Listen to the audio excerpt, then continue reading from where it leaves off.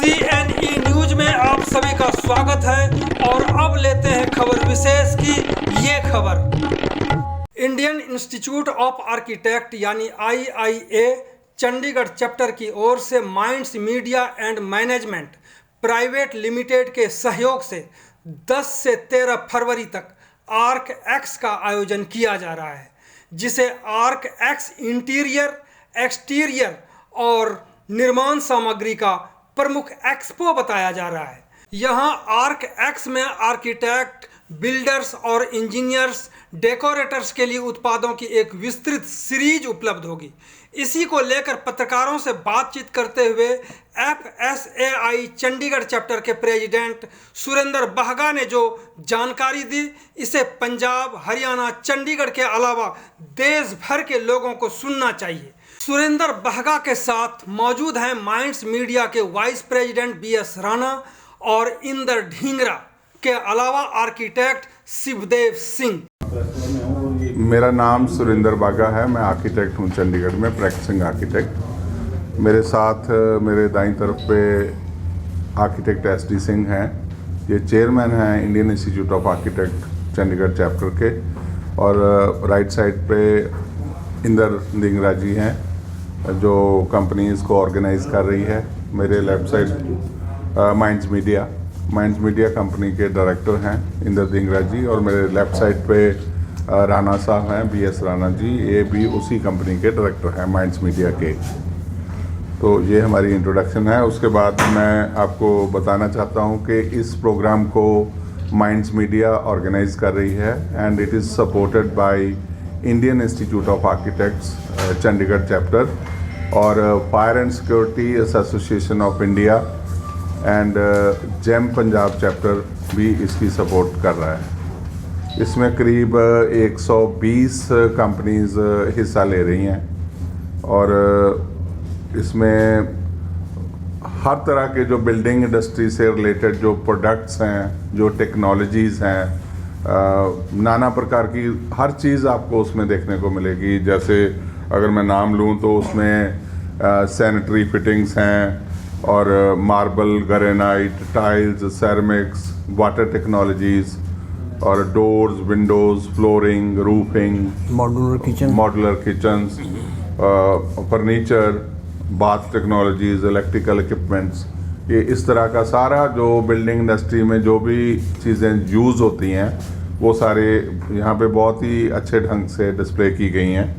और हमारा मानना ये है कि इस प्रोजेक्ट का बहुत ज़्यादा बेनिफिट मिलेगा जो ट्राई सिटी के निवासी हैं उनको, रेजिडेंट्स को, और साथ में जो आर्किटेक्ट्स हैं, इंजीनियर्स हैं, कंसल्टेंट्स हैं, जहाँ जो लोग अपने घर बना रहे हैं, जहाँ जो लोग अपने घरों का इंटीरियर डिज़ाइन करवा रहे हैं, जहाँ जो लोग घर बनाने की सोच रहे हैं, रेनोवेशन करने की सोच रहे हैं, उनको अंडर वन रूफ हर तरह की जो सुविधा, मटेरियल, गाइडेंस हम लोग दे सकते हैं वहाँ पे। बिकॉज अदरवाइज आपको टाइलें लेनी है तो आपको 10 शोरूम देखने पड़ेंगे। आपको वहाँ पे सब कुछ एक ही जगह मिलेगा, आप चूज़ कर लीजिए और कंपनीज आपको देगी भी, डिस्काउंट भी दे देगी और आपको और भी बेनिफिट हो जाएगा। कंपेयर भी आप कर सकते हो अपनी लाइकिंग के मुताबिक। तो ये टोटल 4 दिन चलेगा ये प्रोग्राम, 10, 11, 12 और 13 तारीख को। तो सेक्टर 17 परेड ग्राउंड में रहेगा ये। और इसमें टाइमिंग क्या होंगे? टाइमिंग होंगे 10 बजे से लेके 7 बजे तक। 10 बजे से 7 बजे तक टाइमिंग्स होंगे। और इसमें हम लोग दो सेमिनार्स कर रहे हैं। एक सेमिनार 10 तारीख को रहेगा सुबह, वो चंडीगढ़ के बारे में, जो चंडीगढ़ के मुद्दे हैं उसके बारे में कुछ हम लोग चर्चा करने वाले हैं, कुछ विद्वान लोगों को बुलाएंगे। और 11 तारीख को भी एक अलग से सेमिनार रहेगा जिसमें हमने ये निश्चय किया है कि जो आजकल ट्रेंड है आर्किटेक्चर में, बिल्डिंग इंडस्ट्री में, जो नए नए लड़के लड़कियां अच्छा काम करते हैं फील्ड में, उनको बुला करके उनके काम को दुनिया के सामने रखा जाएगा, ताकि आज की जनरेशन कैसा काम करना चाहती है, जो लोग उनसे कैसा काम उम्मीद करते हैं, वो हम उनका काम दिखाएंगे। इसके अलावा हमारे वहाँ कुछ डिस्प्ले पैनल्स हैं जिसमें कुछ अच्छे प्रोजेक्ट्स के बारे में कुछ पैनल्स लगे रहेंगे, लोग उससे भी कुछ प्रेरणा ले सकते हैं। बागा साहब से सवाल है कि जो कोरोना है, कोरोना के बाद मकान के निर्माण में कोई बदलाव जैसी कुछ बात आई है सामने या लोगों को बताने की कोशिश हुई? उसमें ऐसा हम लोग गाइड भी कर रहे हैं, वकालत भी कर रहे हैं। हमारा मानना है कि जितना हम नेचर के क्लोज रहेंगे उतना ही बेटर रहेगा। पहली बात ये जो जितना आर्टिफिशियल सामग्री है उससे थोड़ा दूर रहना चाहिए। और रही बात बिल्डिंग मटेरियल्स की, जो सीधा सीधा आपका सवाल है, उसमें यह है कि आजकल ऐसे मटेरियल्स आने लगे हैं, फैब्रिक्स आने लगे हैं, टाइल्स आने लगे हैं, जिस पे वो कंपनियां दावा करती हैं कि ये बैक्टीरिया रेजिस्टेंस है, इको फ्रेंडली है और उसमें बैक्टीरिया मतलब आ नहीं सकता। उसमें पेंट आते हैं आजकल, वो फर्श में ग्राउट डलता है जो टाइल फिक्स करने के लिए, उस पे ऊपर डब्बे के ऊपर लिखा रहता है कि ये बैक्टीरिया, इसके ऊपर बैक्टीरिया चढ़ेगा तो ख़त्म हो जाएगा, बैक्टीरिया आपको नहीं इफेक्ट करेगा। दूसरी बात जो आपने कहा कि शहर के बारे में हम जानकारी देंगे, शहर में ऐसे कई काम हैं कि जो डिवाइडर है उस पर 6-6 फुट 7-7 फुट के वो उन्होंने लगाया हुआ है, ग्रिल सा लगा दिया।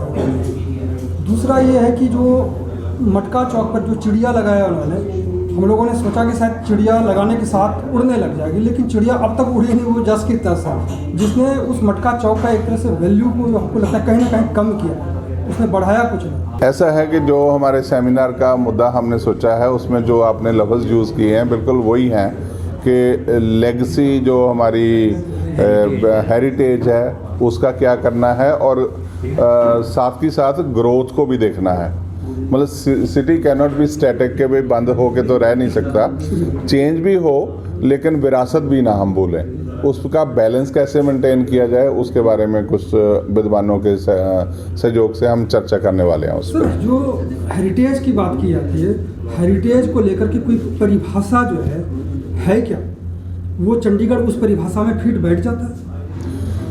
हेरिटेज का जो हम अगर मीनिंग की बात करते हैं तो हेरिटेज ऐसे माना जाता है कि जो पुरानी इमारतें हैं या पुराना फर्नीचर है, लेकिन ये जो चंडीगढ़ है इसको हम मॉडर्न हेरिटेज की परिभाषा देते हैं। मॉडर्न हेरिटेज किसको बोलते हैं? जो 100 साल से कम जिनकी ज़िंदगी हो, तो ये हेरिटेज है, रहेगी, लेकिन ये अभी पूरी हेरिटेज नहीं है, ये मॉडर्न हेरिटेज। इसी में सर दूसरी बात आती है कि जब हम हेरिटेज की बात करते हैं, जो मॉडर्न की बात करी आपने, इसके कई चीज़ें हैं जैसे होर्डिंग्स वगैरह हैं, जो नए नए होर्डिंग्स लगाए जा रहे हैं, पुराने वाले कहाँ हैं इसका कोई पता नहीं। अगर उसको भी हम ठीक करके और उस होर्डिंग्स का हम शहर भर में उपयोग करते तो शायद लगता कि हम हेरिटेज को कहीं ना कहीं हम संरक्षण दे रहे हैं। इससे तो कुर्सियाँ कहीं जा रही हैं, जो सीवर लाइन के जो ढक्कन है वो कहीं मिल रहे हैं, कहीं दूसरे देशों में जा रहे हैं, तो फिर इस हेरिटेज का मतलब क्या रह जाता है? फिर परिभाषा कहाँ हम करते हैं? देखिए,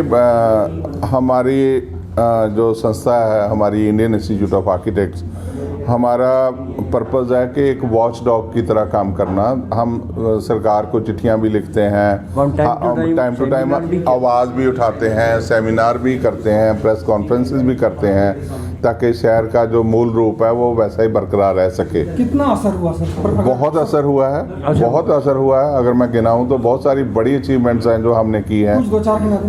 पहले तो सेक्रेटेरिएट के पिछली तरफ करीब 1500 करोड़ का प्रोजेक्ट लगाने वाले थे, टाटा टावर्स बनने थे 35 मंजिलें, वो हमने कैंसिल करवाए हैं। वो हमारी बहुत बड़ी अचीवमेंट है। फिर हम लोगों ने, हमारी स्टडीज़ ने ये पाया कि मेट्रो रेल जो है वो भी चंडीगढ़ शहर के लिए ठीक नहीं रहेगी। फिर हमने उसकी आवाज़ उठाई, वो भी हुआ। फिर अभी थोड़े दिन पहले आप लोग सब लोग थे, हमने असेंबली हॉल जो कहते कि पंजाब की अलग बना लो, हरियाणा की अलग बना लो, उसका भी हमने थोड़ा विरोध किया। हमने गवर्नमेंट को चिट्ठी लिखा कि भाई इस पर पुनर्विचार होना चाहिए। तो ऐसे जो बड़े मुद्दे हैं शहर में, उनके ऊपर हम आवाज़ उठाते रहे हैं और उठाते रहेंगे। जो डिवाइडर में ग्रिल है 6-6 फीट, उसका भी मुद्दा उठाया हमने और लिख के भी दिया, ऊपर तक भी भेजा। और इन लोगों ने इसमें मैं समझता हूँ कि चीफ आर्किटेक्ट साहब का ज़्यादा रोल नहीं है, क्योंकि वो जो रेलिंग लगाई गई है वो पूरे शहर में इधर को उधर को सब दिशा में माइल्स में लगा दी गई है। तो उसका वहाँ उन्होंने एक लाइन में स्पष्टीकरण दिया सेंट्रल गवर्नमेंट की मीटिंग में, मैं भी वहीं था। उन्होंने ये स्पष्टीकरण दिया कि एक्सीडेंट बहुत होते हैं, लोग भाग के क्रॉस कर जाते हैं तो दूसरे साइड तेज़ गाड़ी में जाके टकरा जाते हैं और डेथ बहुत हो रही हैं। तो मैंने वहाँ भी मीटिंग में भी, होम मिनिस्ट्री की मीटिंग में मैंने आर्ग्यू किया कि उसका कोई आंकड़ा है कि कौन सी जगह पे ज़्यादा एक्सीडेंट होते, उतनी जगह पे लगा लो। ये पूरे शहर में क्यों लगा रहे हो आप? आपने तो इसको मतलब एक दूसरा मोरिंडा बना दिया ना। तो हमने उसकी खिलाफत करी काफ़ी। तो मैं समझता हूँ कि हम टाइम टू टाइम मुद्दे उठाते रहे हैं और मुद्दों हमारी आवाज़ उठाने से उस पर असर भी पड़ा है। जी, थैंक यू। CNE न्यूज के साथ बने रहने के लिए आप सभी का बहुत बहुत धन्यवाद।